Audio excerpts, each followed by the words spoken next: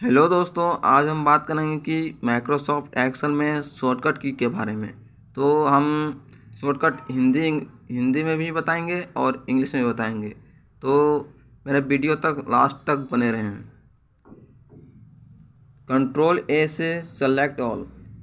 MS Excel में text को पूरा सिलेक्ट करने के लिए कंट्रोल ए से सिलेक्ट कर सकते हैं और कंट्रोल बी से टेक्स्ट को बोल्ड कर सकते हैं, यानी कि टेक्स्ट को मोटा कर सकते हैं। कंट्रोल सी से टेक्स्ट को हम यानी कि टेक्स्ट को कॉपी कर सकते हैं।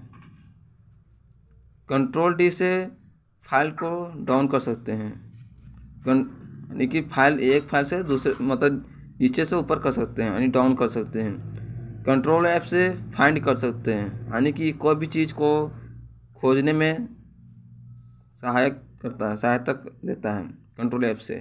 कंट्रोल जी से गो टू मत होता है, यानी कि गो टू करने मतलब एक इंटर के जैसा काम करता है। कंट्रोल एच से रिप्लेस होता है, यानी कि कोई भी चीज़ को हम जो भी यहाँ पे कुछ लिखा हुआ है तो हम चाहते हैं कि इसके जगह पे कुछ और लिखा जाए, तो उसको हम रिप्लेस कर सकते हैं, यानी कि चेंज कर सकते हैं उस जगह पे राइटिंग स्टाइल मतलब टेक्स्ट को। कंट्रोल आई से इटैलिक यानी टेक्स्ट को लिखावट को हम थोड़ा सा टेढ़ा कर सकते हैं। कंट्रोल के से इंसर्ट हाइपरलिंक, यानी कि टेक्स्ट को हम एक दूसरे से लिंक कर सकते हैं, यानी लिंक के जैसा, ताकि यहाँ से हम अल्ट दबा करके उस फोटो और फिर अटैचमेंट को हम यहीं से हम देख सकते हैं बिना फाइल को खोले हुए। कंट्रोल एन से न्यू वर्कशीट, यानी कि नया वर्कशीट को हम खोल सकते हैं। कंट्रोल से ओपन कर सकते हैं, यानी कि जो भी फाइल हम पहले से बनाए हुए हैं उसको हम यहाँ से ओपन कर सकते हैं कंट्रोल ओ दबा करके। कंट्रोल पी से टेक्स्ट या फिर एक्सेल में जो भी हम डॉक्यूमेंट्स या फिर चार्ट बनाए हुए हैं उसको हम प्रिंट कर सकते हैं। कंट्रोल एस से सेव कर सकते हैं।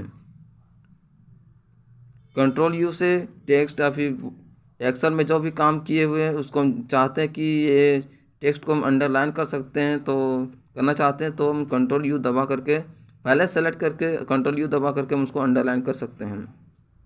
कंट्रोल वी से टेक्स्ट को और फिर कोई बॉक्स को हम पेस्ट कर सकते हैं। कंट्रोल डब्ल्यू से विंडो को हम क्लोज कर सकते हैं। कंट्रोल एक्स से टेक्स्ट को हम कट कर सकते हैं। कंट्रोल डब्ल्यू कंट्रोल वाई से रिपीट कर सकते हैं, यानी कि एक ही टेक्स्ट को हम बार बार रिपीट कर सकते हैं। कंट्रोल जेड से अंडू कर सकते हैं, यानी कि एक स्टेप को हम पीछे जा सकते हैं। जब कुछ भी गलती होता है तो पीछे जाने के लिए कंट्रोल जेड को दबाते हैं। अब F1 यानी कि फंक्शन बटन F1 से हेल्प, यानी भी कुछ भी हम हेल्प यहाँ से ले सकते हैं कंट्रोल मतलब F1 से। और F2 से एडिट कर सकते हैं, कुछ भी मिस्टेक हो गया हो गलत हो गया हो तो यहाँ से हम एडिट कर सकते हैं। F7 से स्पेलिंग को चेक कर सकते हैं कि ये जो भी हम टेक्स्ट लिखे हुए हैं वो सही है या फिर गलत है।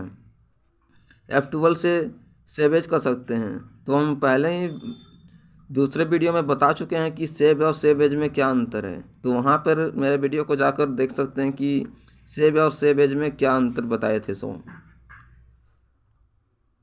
कंट्रोल प्लस सेमीकोलन के उसी बटन में एक और ऑप्शन आता है, तो यहाँ से हम इंसर्ट करेक्ट टैम यानी कि टैम को हम यदि चाहते हैं देखने के लिए तो इस बटन को हम यूज कर सकते हैं। कंट्रोल प्लस सेमीकोलन से इंसर्ट करेंट टैम, यानी कि टैम मतलब करेंट डेट, यानी कि आज का जो डेट है वो हम यहाँ से पता कर सकते हैं। आप शिफ्ट प्लस F5 से फाइंड कर सकते हैं, कोई भी चीज़ को खोजना हो तो यहाँ से हम फाइंड कर सकते हैं। अब शिफ्ट प्लस F9 से कैलकुलेट एक्टिव वर्कशीट, यानी कि वर्कशीट में जो भी हम काम कर रहे हैं उसको कैलकुलेट कर सकते हैं। अब शिफ्ट प्लस F11 से न्यू वर्कशीट को हम खोल सकते हैं। शिफ्ट प्लस F12 से सेव कर सकते हैं। कोई भी जिस तरह कंट्रोल एस से सेव कर सकते हैं, उसी तरह शिफ्ट के साथ F12 दबाने से भी हम सेव कर सकते हैं। कंट्रोल प्लस F3 से डिफाइन नेम यानी कि नेम को हम डिफाइन कर सकते हैं। अब कंट्रोल प्लस F4 से क्लोज यानी विंडो को यहाँ से भी हम क्लोज कर सकते हैं। कंट्रोल प्लस F5 से एक्सेल रिस्टोर विंडो यानी कि एक्सेल को हम रिस्टोर कर सकते हैं। मिनिमाइज और मैक्सिमाइज उसी तरह एक रिस्टोर का बटन होता है, तो हम यहाँ से रिस्टोर कर सकते हैं। कंट्रोल प्लस F6 से नेक्स्ट वर्कशीट यानी कि दूसरा नेक्स्ट शीट हम ला सकते हैं।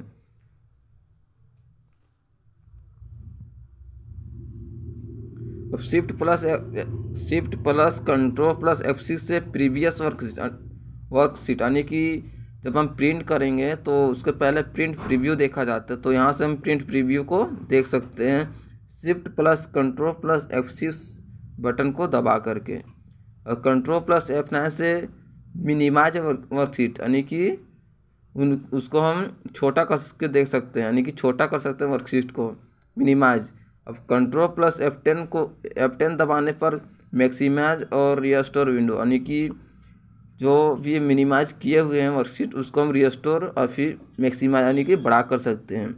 कंट्रोल प्लस F12 बटन दबा करके फाइल को हम ओपन कर सकते हैं।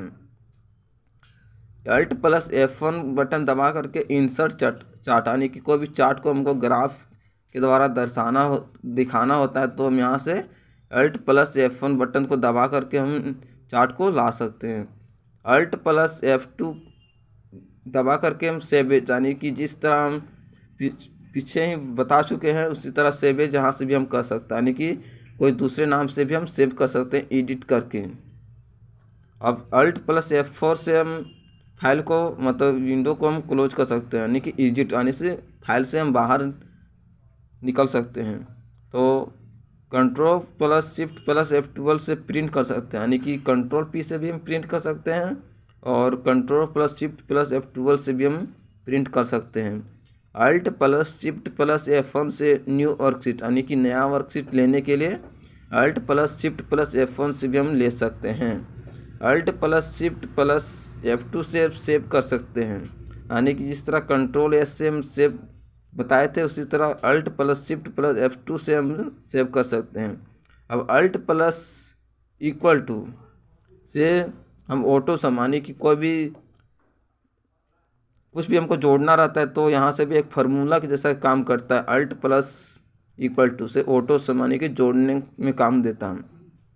कंट्रोल प्लस प्लस यहाँ से होता है कि इंसर्ट रो कॉलम और एंड सेल यानी कि ये सबको हम इंसर्ट यानी कि बढ़ा सकते हैं, ला सकते हैं। अब कंट्रोल प्लस माइनस से हम डिलीट कर सकते हैं, जो भी हम रो को हम चाहते हैं कि नहीं हमको ये रो नहीं चाहिए तो यहाँ से हम डिलीट कर सकते हैं, रो कॉलम एंड सेल को हम डिलीट कर सकते हैं। अब कंट्रोल प्लस 2 यानी 2 को दबाने से हम बोल्ड कर सकते हैं, यानी कि टेक्स्ट को बोल्ड कर सकते हैं, फॉर्मेट को बोल्ड कर सकते हैं, सेल को बोल्ड कर सकते हैं। जिस तरह हम कंट्रोल B बताए थे कि वहाँ से बोल्ड कर सकते हैं, तो कंट्रोल प्लस 2 को भी दबाएंगे तो यहाँ से भी हम बोल्ड कर सकते हैं। कंट्रोल प्लस 3 से यहाँ से हम टेक्स्ट को टेढ़ा कर सकते हैं, इटैलिक कर सकते हैं, जो हम कंट्रोल प्लस I से भी बताए थे कि वहाँ से भी हम इटैलिक कर सकते हैं। और फिर कंट्रोल प्लस 3 से भी हम इटैलिक कर सकते हैं। कंट्रोल प्लस 4 से हम अंडरलाइन कर सकते हैं, टेक्स्ट को हम अंडरलाइन कर सकते हैं। जिस तरह हम पीछे बताए हुए थे कि कंट्रोल प्लस U से अंडरलाइन कर सकते हैं, उसी प्रकार से कंट्रोल प्लस 4 से हम भी अंडरलाइन कर सकते हैं। कंट्रोल प्लस 6 से शो एंड हाइड ऑब्जेक्ट यानी कि कोई भी वस्तु हम कोई भी फोटो या फिर टेक्स्ट को हम हाइड कर सकते हैं, यानी कि उसको छुपा सकते हैं। अब कंट्रोल प्लस 9 से हाइड रो यानी कि 6 से रो शो भी कर सकते हैं और कोई भी फोटो और फिर टेक्स्ट को और फिर हटा भी सकते हैं। और कंट्रोल प्लस 9 से हाइड रो यानी कि यहाँ से केवल हटाने का ऑप्शन देता है। कंट्रोल प्लस 0 से हाइड कॉलम यानी कि अगर कॉलम को हाइड करने के लिए कंट्रोल प्लस 0 बटन को दबाना पड़ेगा। अब control plus shift plus bracket 1 से अनहाइड रो यानी कि अनहाइड कर सकते हैं, यानी कि दिखा सकते हैं। Control plus shift plus bracket बंद से अनहाइड कॉलम, यानी कि कॉलम को हम अनहाइड कर सकते हैं। तो यहाँ तक मेरे वीडियो को देखने के लिए धन्यवाद। अब अगला नेक्स्ट बहुत जल्द ही अगला वीडियो आने वाला है।